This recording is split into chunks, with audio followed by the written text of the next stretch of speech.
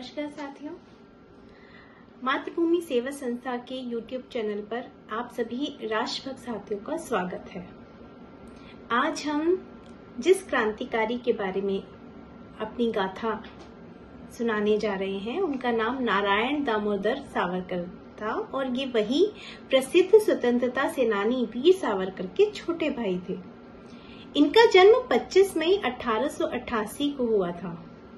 ये व्यवसाय से दंत चिकित्सक थे, यानी डेंटिस्ट थे। इन्होंने अपने दोनों बड़े भाइयों को जेल से छुड़ाने के लिए बहुत प्रयास किए और ये नासिक में क्रांतिकारी गतिविधियों में भी सक्रिय रहे। ये इनका छोटा सा इंट्रोडक्शन मैं दे रही हूँ। जैसे इन्होंने स्वामी श्रद्धानंद की स्मृति में श्रद्धानंद साप्ताहिक का 3 वर्षों तक का प्रकाशन किया और स्वामी श्रद्धानंद जी की हत्या अब्दुल राशिद नामक एक मुस्लिम ने कर दी थी। ये मुंबई की हिंदू महासभा में के सक्रिय वरिष्ठ कार्यकर्ता रहे तथा बाद में कुछ वर्षों के लिए अध्यक्ष भी रहे। मुंबई में राष्ट्रीय स्वयंसेवक संघ की प्रथम शाखा इन्हीं के दवाखाने में आरंभ हुई थी। गांधी हत्याकांड से इन्हें इतना गहरा मानसिक व शारीरिक आघात पहुंचा, इससे ये उबर नहीं पाए और अंततः 19 अक्टूबर 1949 को इन्होंने अपना पार्थिव शरीर छोड़ दिया। तो साथियों, आज हम नारायण दामोदर सावरकर के बारे में और भी बहुत कुछ जानेंगे। जैसे उनके बारे में कहा जाता है कि वह विद्यार्थी जीवन से ही क्रांतिकारी विचारधारा से ओतप्रोत थे। देशभक्त सावरकर प्रारंभ से ही सुखी संपन्न घराने के थे, परंतु एकाएक आकस्मिक संकटों तथा आपत्तियों के कारण उनका बचपन बहुत ही कष्टों में एवं विषम परिस्थितियों में बीता। माता पिता का छत्र दुर्भाग्य से जल्दी छिन जाने पर उनका पालन पोषण बड़े भाई गणेश दामोदर सावरकर ने किया, जहां पर उनकी जो पत्नी है गणेश जी की, उन्होंने भी इसको बहुत ही प्यार से लाड प्यार से पाला। विख्यात लेखक तथा चरित्रकार गोखले जी के क्रांतिवीर बाबाराव सावरकर इस चरित्र ग्रंथ में लिखते हैं, अनाथ नवजात शिशु नारायण राव को माता की ममता एवं पिता का स्नेह देकर बाबा ने, यानी उनके बड़े भाई ने, उनका पालन पोषण किया। अपने तात्या के समान यह बालक भी देशभक्त हो, इस हेतु वे नारायण राव का अध्ययन बहुत ही आशा से करवा रहे थे। उनकी यह आशा नारायण राव ने अंग्रेजी की 3री कक्षा में जाते ही पूर्ण करना प्रारंभ कर दिया। बाबा तात्या से जो स्फूर्ति मिली, तात्या यानी जो इनके बड़े भाई थे, उनसे उसके बल पर उन्होंने मित्र समाज विद्यार्थी संगठन का विस्तार किया तथा उन्होंने अपने सामर्थ्य से, अपने बल पर इस क्रांति दल में कितने ही नवयुवक लाकर खड़ी कर दिए। अपने उत्साहपूर्ण भाषण से वे विद्यार्थी जीवन में ही नवयुवकों के प्रेम तथा वयोवृद्धों की प्रशंसा के पात्र बने। 10वीं कक्षा के पश्चात 1907 में वे उच्च शिक्षा के लिए बड़ौदा गए तथा उन्होंने वहां अभिनव भारत की शाखा स्थापित की। इस शाखा के लगभग 200 नवयुवकों ने शपथ ली। बड़ौदा का संगठन कार्य नारायण राव ने मित्र समाज की भांति चहु ओर फैलाया। उस समय उन्होंने पढ़ाई के साथ ही माणिक राव की व्यायामशाला में कुश्ती, मल्लखंभ, लाठी इत्यादि उत्तम ढंग से प्रशिक्षण प्राप्त किया ताकि उनका जो फिजिकल स्ट्रेंथ थी वह बनी रहे। नारायण राव जब छुट्टी में नासिक आते तब वहां के बच्चों से इस विद्या का आदान प्रदान होता था। नासिक में इस प्रशिक्षण में सैनिक संचालन, निशानेबाजी तथा दीवार पर चढ़ने की कला सिखाई जाती थी, जो कि बहुत ही कठिन था, लेकिन बच्चे तो बहुत जल्दी सीख लेते, इसलिए उन्होंने जो बच्चों के अंदर ये जो स्फूर्ति जगाई, यह भी राष्ट्रीयता से, राष्ट्रभक्ति के ही भांति ओतप्रोत थी। यहाँ मित्र समाज ही अन्यत्र कहीं और, इसको मित्र मेला भी कहा जाता है।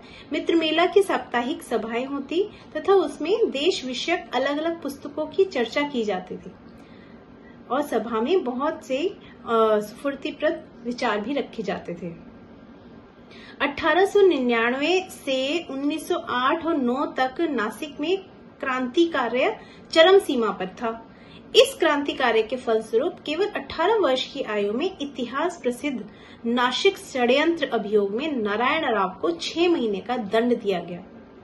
जी हाँ साथियों, 21 नवंबर 1909 को बाबा राव को आजीवन कारावास दे दिया गया, यानी उनके बड़े भाई को। उसके पहले कर्णावती में हुए बम विस्फोट कांड में नारायण राव भी पकड़े गए थे। लंदन में विनायक राव पर भी ब्रिटिश शासन की वक्र दृष्टि थी। विनायक राव यानी जो विनायक दामोदर सावरकर थे, वे पुलिस की मार सहकर भी वे अंत में बिना किसी प्रमाण के निर्दोष छूट गए। लेकिन 18 दिसंबर 1909 को वो घर आए ही थे कि 21 दिसंबर को नासिक में अनंत कानन जैक्सन की हत्या कर दी। उसी रात नारायण राव पकड़ लिए गए तथा पुनः छल यातना के चक्र में फंसा दिए गए, यानी उनको फिर से जेल हो गई। 21 जून 1911 को छूट जाने पर उन्हें किसी भी महाविद्यालय में प्रवेश नहीं मिल रहा था, क्योंकि अध्ययन अध्यापन का उनकी बहुत ही गहरी रुचि थी। अंत में कोलकाता के नेशनल मेडिकल महाविद्यालय में उन्हें प्रवेश मिला। साथ ही यहाँ मैं आपको बताना चाहूंगी कि यहाँ पढ़ाई में उनकी जो मदद है, हम भीकाजी कामा जो एक महिला थी जो हमारे भारतीय राष्ट्रभक्त भी थी, उन्होंने उनका बहुत साथ दिया। जैसे आर्थिक बाधाएं, शासकीय गुप्त पुलिसों का पीछा, पुनः पुनः होने वाली पूछताछ का सामना करते हुए 1916 में नारायण राव जी ने एलोपैथी के साथ साथ होम्योपैथिक दोनों विषयों की उपाधि प्राप्त की। और डेंटिस्ट्री में तो उन्होंने उपाधि प्राप्त की ही थी, यानी दंत चिकित्सा में। इन दिनों अध्ययन के व्यय के लिए उन्हें बीच बीच में व्यापारी के पास लेखापाल का काम भी करना पड़ा। और पढ़ते समय ये बताया गया है कि मैडम कामाजी द्वारा फ्रांस से भेजी गई आर्थिक सहायता की तुलना किसी से नहीं की जा सकती थी, यानी कि उनको जो आर्थिक सहायता मिली वह भीकाजी कामा द्वारा पूर्ण की गई। कोलकाता में उन्हीं दिनों नारायण राव तथा हेडगेवार, डॉक्टर हेडगेवार जो कि आरएसएस के फाउंडर कहे जाते हैं, उनमें मित्रता हो गई। उन दिनों 3-4 मित्रों का एक समूह बन गया था और आर्थिक बाधा तो सदा की ही थी। तो इसकी एक बड़ी कहानी बहुत फेमस है कि भोजनालय से 2 व्यक्तियों का भोजन मंगाना तथा 4 व्यक्तियों ने बांटकर खाना, ऐसे ही काम चल रहा था। आर्थिक संकट के कारण वह भी पूरा नहीं पड़ता। तो ऐसा वहां के जो भोजन आप भेजते हैं वह पूरा नहीं पड़ता, ऐसा इन्होंने शिकायत की। तो भोजन देने वाले से थोड़ा वाद विवाद हुआ, लेकिन भोजन देने वाला थोड़ा सा नम्र स्वभाव का था। उसने कहा चलो तुम लोगों में से कोई भी यहाँ एक दिन आकर खाए, वह जितना खाना खाएगा उतना मैं भेज दिया करूंगा। अब घर आकर इस बात पर विचार विमर्श किया गया। उसके बाद निर्णय किया गया कि डॉक्टर हेडगेवार खाने के लिए जाएं। हेडगेवार खाना खाने जब गए तो उन्होंने 22 से 24 रोटियां खाई। भोजन वाला देख रहा था, और क्योंकि जो हेडगेवार थे वो शरीर से बड़े हष्टपुष्ट और बलशाली जैसे थे, लेकिन जो भोजन वाला था वह भी एक तरह से दानी जैसा था, मतलब उसके अंदर भी दान की जैसी प्रवृत्ति होगी, क्योंकि वो इसी मंशा से खा रहे थे ताकि 4 लोगों को खाने का प्रबंध हो सके।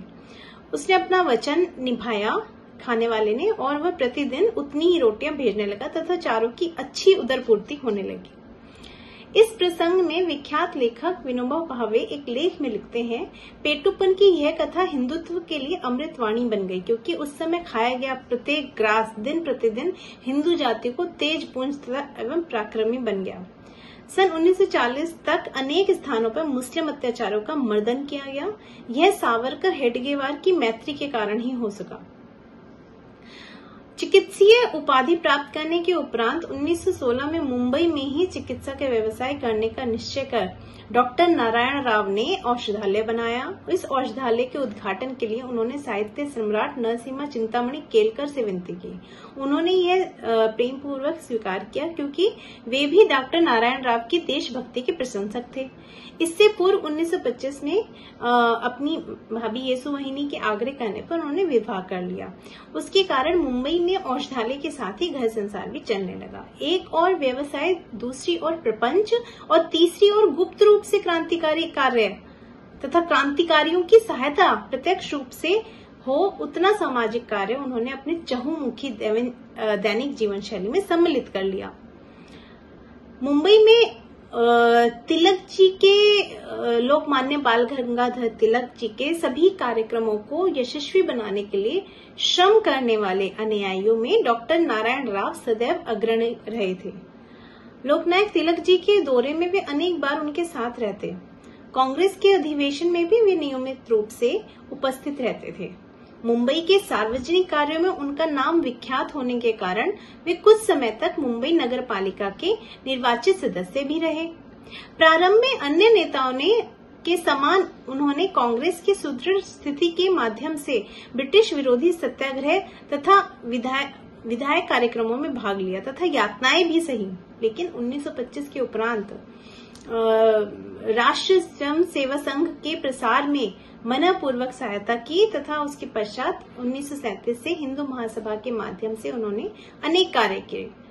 इस काल में अंत तक हिंदुस्तान के हितार्थ तथा स्वतंत्रता प्राप्ति हेतु एवं हिंदू हित हेतु यह सूत्र कभी भी नहीं छूटा। क्रांति कार्य के लिए वे गुप्त रूप से सहायता करते थे और स्वयं की शिक्षा पूर्ण कर व्यवसाय तथा घर संसार बसाते हुए भी प्रभावी भाषण लेखन तथा विधायक सामाजिक कार्य के द्वारा दोनों बड़े बंधुओं के कार्य को पूरक ऐसा कार्य वे करते रहे। एक व्यक्ति थे अब्दुल रशीद, उन्होंने स्वामी श्रद्धानंद जी की हत्या की तो उसके उपरांत उनके स्मरण में डॉक्टर नारायण दामोदर सावरकर ने श्रद्धानंद नाम का साप्ताहिक प्रारंभ किया, साप्ताहिक मैगजीन। इस साप्ताहिक के लेखों तथा बुद्धिवादों से मैं अति प्रभावित हुआ, ऐसा भावे जी ने कहा, विनोबा भावे जी ने कहा। 10 जनवरी 1929 से 10 मई 1930 तक वे श्रद्धानंद के संपादक तथा संचालक रहे। लोकमान्य के निधन के उपरांत गिरगांव चौपाटी पर उनके शव दहन संस्कार के लिए किसी भी प्रकार का स्मारक बनाने के लिए ब्रिटिश प्रशासन अनुमति नहीं दे रहा था, परंतु अनेक तिलक भक्तों ने उस स्थान तथा उसकी पवित्रता की रक्षा की। 1930 में स्मारक बनाया गया और इन सब कार्यों में डॉक्टर नारायण राव का अत्यधिक सहयोग था। चौपाटी पर हिंदू धर्म की निंदा कर ईसाई धर्म प्रसारक एक मिशनरी को डॉक्टर नारायण राव ने, डॉक्टर वेलकर तथा सूरतकर, इन तीनों ने ऐसा पाठ पढ़ाया कि उन्होंने पुनः वहां पांव रखने की हिम्मत भी नहीं की। मुंबई में प्रत्येक स्थान पर पठानों के स्थान पर गोरखे रक्षक, यानी जो नेपाली गोरखे रक्षक होते हैं, उनको वहां रखा गया। यह भी डॉक्टर नारायण राव ने ही किया। वे श्रद्धानंद महिला आश्रम के प्रमुख संस्थापकों में से एक थे। इस आश्रम के निर्माण तथा उसके उपरांत प्रत्यक्ष कार्य में भी उन्होंने पूरा सहयोग दिया। गोवा के गावड़े समाज की शुद्धिकरण का जो प्रचंड आंदोलन विनायक महाराज अमसूरकर ने प्रारंभ किया, उस कार्य में डॉक्टर नारायण राव ने सब प्रकार से सहायता की।